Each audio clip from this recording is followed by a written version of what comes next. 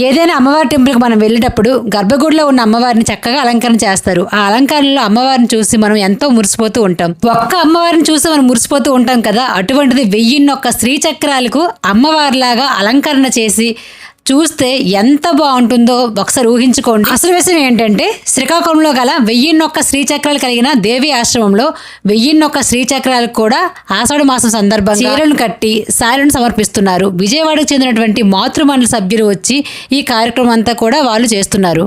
August 7 శుక్రవారం రోజున ఉదయం 7:30 నుంచి అమ్మవారికి సారి సమర్పించే కార్యక్రమం స్టార్ట్ అవుతుంది మేళ తాళాలతో. కావున భక్తులందరూ వచ్చి అమ్మవారిని దర్శనం చేసుకోండి. విజయవాడ నుంచి చాలా మంది భక్తులు వచ్చారండి, మాతృమండలి సభ్యులు.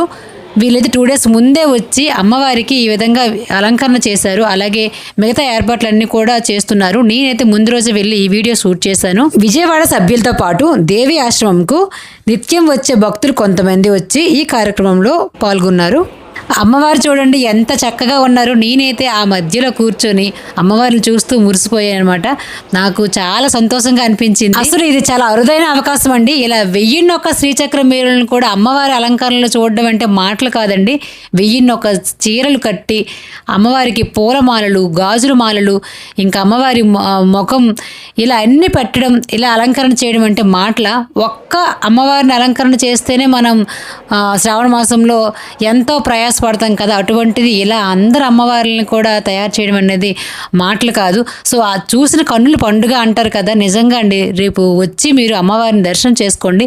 రేపంతా కూడా ఇదే అలంకరణలో ఉంటుంది. నేనైతే మాటల్లో చెప్పలేను. ఇటువంటి మహత్తర కార్యక్రమం చేపట్టినటువంటి సుందరి మేడం గారు అలాగే వారి బృందానికి ధన్యవాదాలు తెలియజేసుకుంటున్నాము. అలాగే ఇలా అమ్మవార్లకి అలంకరణ చేసే భాగ్యం కల్పించిన మన గురువుగారికి కూడా పాదాభివందనాలు తెలియజేస్తున్నాను.